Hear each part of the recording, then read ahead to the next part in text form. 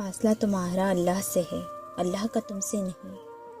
جسے تم میلوں کی دوری سمجھ رہے ہو وہ تو بس تمہاری ایک پکار کی بات ہے، جو آواز دیوار کے اس پار نہیں جا سکتی، وہ اسے 7 آسمانوں کی اس پار سن لیتا ہے۔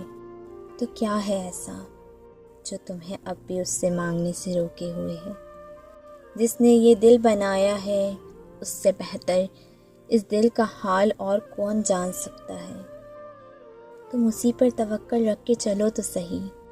تمہاری ایک دعا تمہارے اور معاوضے کے درمیان آنے والی ہر رکاوٹ چیر دیتی ہے، تو پھر توکل رکھو، وہ انہیں ہی وسیلہ بنا دے گا جو تمہارے لیے رکاوٹ بنے ہوئے ہیں، جو حضرت موسیٰ علیہ السلام کے لیے سمندر کے بیچوں بیچ راستہ بنا سکتے ہیں، وہ تمہارے لیے بھی راستہ بنا دے گا۔